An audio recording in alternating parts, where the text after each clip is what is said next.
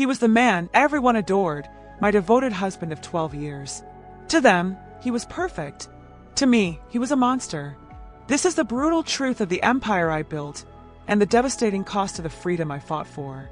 The world saw me as a force of nature, a pioneer who carved out a fortune in the wild west of cryptocurrency. At 36, I had built an empire, Nexus Coin, a blockchain platform that didn't just redefine decentralized finance, it revolutionized it. My face graced the glossy covers of Forbes, my name echoed through tech summits from the towering skyline of San Francisco to the historic streets of London, and my net worth soared into the billions. But behind the sleek, cold glass of my Manhattan penthouse, I was a ghost, a prisoner to a man who only loved the woman the cameras captured. Liam Carter was my husband of 12 years. To everyone else, he was a picture of perfection. Charismatic, utterly devoted, the kind of man who'd send a dozen lilies to my office with handwritten notes so charming, my team would sigh with envy. "You're so lucky," they'd murmur, their eyes sparkling. "He's a keeper." I'd force a smile, a hollow nod, and swallow the bitter truth until it burned. Because the Liam they adored was a carefully constructed lie, a mask he wore with chilling, almost artistic precision. It started subtly, a slow-acting poison. A sharp, cutting remark about my dress after a grueling day, leaving me feeling exposed and inadequate. A dismissive laugh when I dared to share my ambitious vision for Nexus, as if my dreams were quaint childish fantasies. Then came the creeping control, demanding to know every detail of my schedule, every meeting, every single minute I was late. By our 5th year, his hands found my wrists, his words became jagged shards of glass, and his temper, a relentless storm I couldn't outrun. I'd stand before the mirror, my fingers trembling as I layered concealer over fresh bruises, whispering to my reflection that it was my fault. If only I could be better, cook better, love better, succeed without daring to outshine him. Maybe, just maybe, he would stop. God, I tried. I threw myself into cooking classes, clinging to the desperate hope that a perfect risotto might somehow soothe his inner demons.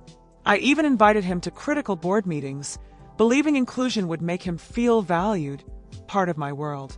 I scaled back my keynote speeches, shrinking myself, just to avoid his venomous accusations of showing off. But nothing, absolutely nothing, was ever enough. The more I sacrificed, the more he devoured, until I was a hollow shell of the woman I'd once been. A girl who once dreamed of setting the world ablaze, now just pleading for a moment of peace in her own home. The world never saw it.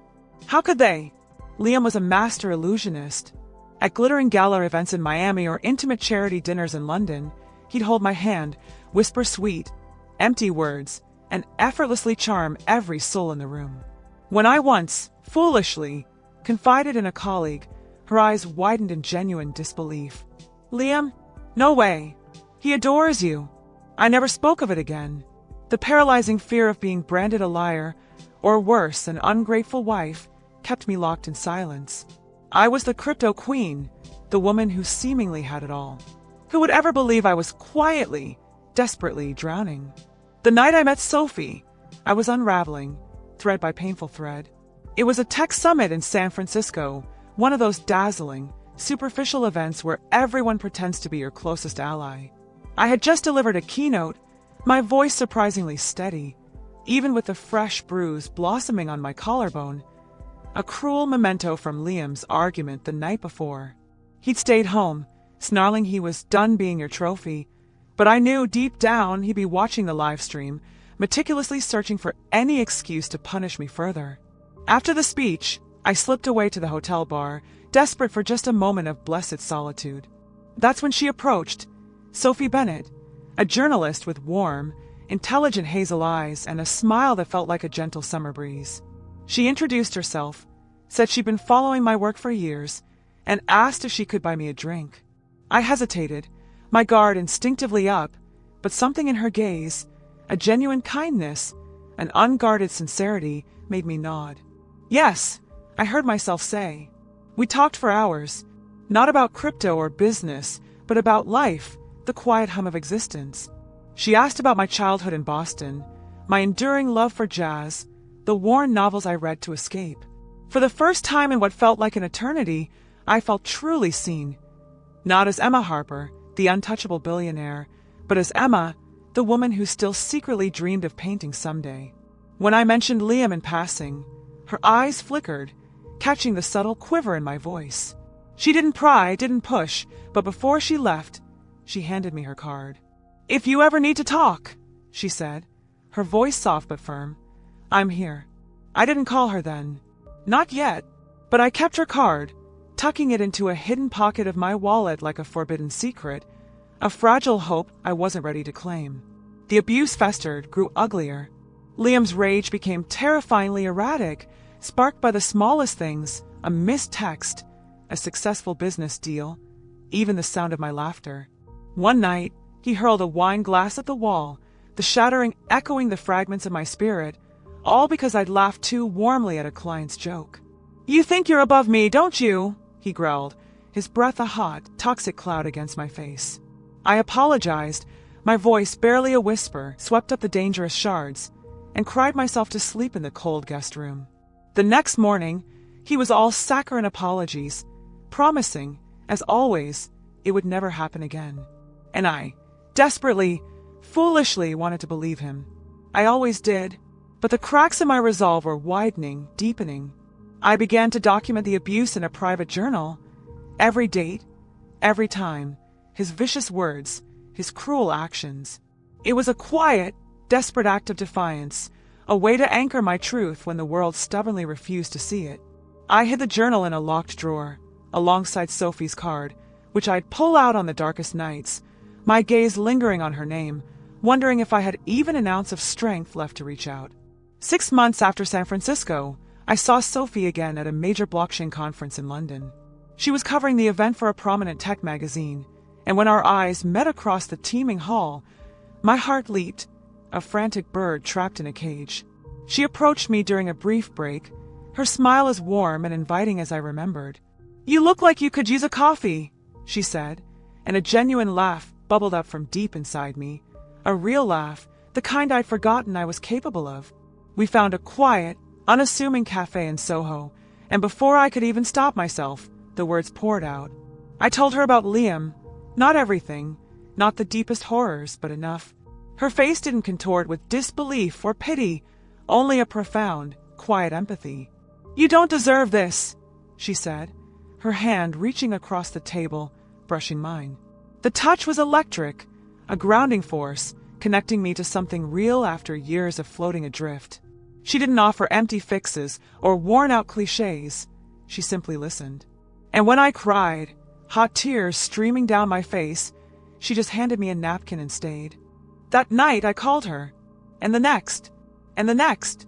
Sophie became my sanctuary, the one person who saw through the elaborate facade I'd built.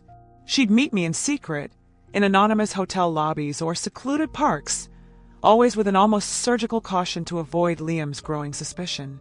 When I once showed her a fresh bruise blooming on my arm, she simply held me as I sobbed, her arms a comforting refuge against the harshness of the world. "You're stronger than you know," she whispered into my hair. "You don't have to stay." But leaving wasn't simple. Liam had no career, no ambition beyond living lavishly off my wealth, all while delusionally claiming he was supporting me. If I left, he'd undoubtedly sue for half my fortune, twisting the narrative, painting me as the heartless villain who abandoned her devoted husband. The media would feast on it. I could already see the lurid headlines. Crypto queen ditches loyal spouse for new life. My reputation, my company, everything I had poured my life into building, it was all hanging by a precarious thread.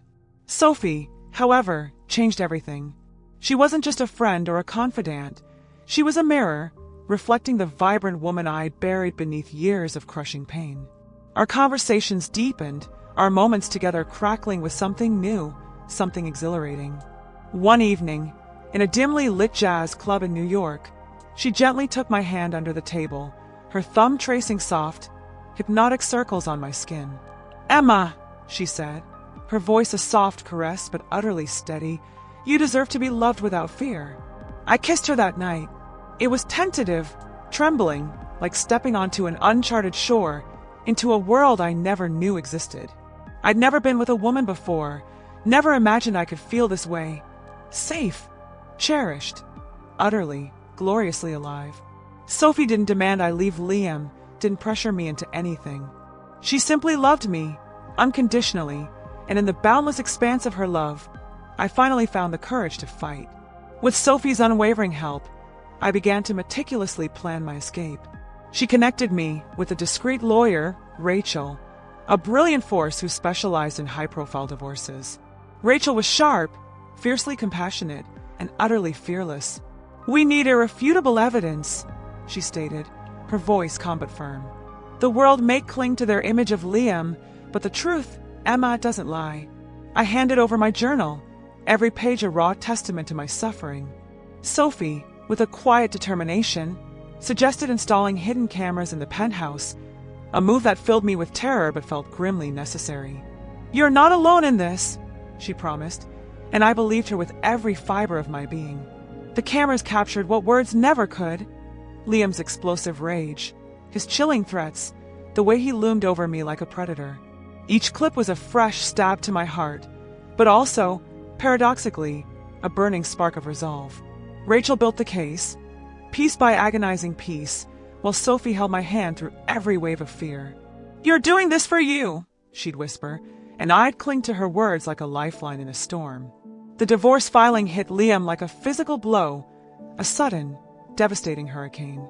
He was served the papers at a glamorous charity gala in Miami, his face contorting into a mask of pure shock and incandescent fury. The very next day, he launched a vicious countersuit, shamelessly claiming I'd been unfaithful and demanding half my net worth, a staggering $1.2 billion. He played the victim flawlessly, leaking fabricated stories to the press about how I'd changed after my success, how I'd betrayed him. The headlines were brutal, tearing at my soul: "Billionaire abandons devoted husband." My social media was flooded with a sickening tide of hate, strangers calling me heartless, greedy, a fraud. I wanted to scream the truth from the rooftops, but Rachel urged unwavering restraint. "Let the evidence speak," she calmly advised. Sophie was my unshakable anchor, staying up with me through endless, sleepless nights, gently reminding me of who I truly was. "They don't know you," she'd say, kissing my forehead softly. "But I do." The trial was a gruesome spectacle. Liam's lawyer painted him as a saint, a long-suffering man who had selflessly supported my meteoric rise only to be cruelly discarded. Then, my team presented the undeniable evidence: my raw journal entries, the damning videos, the cold medical records of bruises I'd hidden for years. The courtroom gasped as the footage played, Liam's voice, dripping with venom, calling me worthless, his hands brutally shoving me against a wall.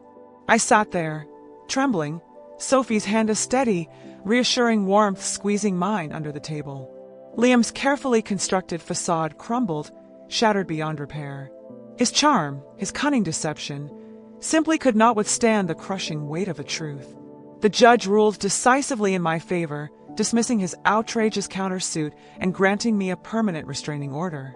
The media, ever fickle, swiftly turned, headlines shifting dramatically: "Crypto Queen exposes abusive husband." But the victory felt hollow, a heavy weight in my chest. I had won my freedom, yes, but at the excruciating cost of my privacy, my deepest pain laid bare for the entire world to dissect and judge. Today, I stand on the balcony of a new apartment in London, the city's skyline twinkling below like a million scattered diamonds. Sophie is beside me, her arm gently around my waist, her laughter a melody that soothes the deepest scars on my soul.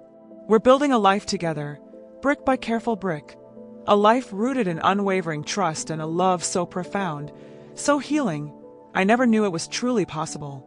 My empire still thrives, but it's no longer my sole identity. I'm painting again, finding joy in the vibrant colors, rediscovering the girl who dreamed before the world told her who she had to be. I often think of the woman I was, silent, terrified, trying so desperately to make a broken marriage whole.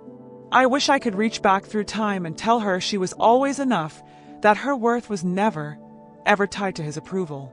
I hope my story, laid bare here, reaches someone else, someone trapped in their own suffocating silence, and whispers to them, "You are not alone. You are enough, and you too can be free." Sophie turns to me, her eyes, warm and luminous, catching the soft moonlight. "What are you thinking about?" she asks, her voice a gentle inquiry. I smile, my heart overflowing with a quiet, profound joy that I'm finally, truly free.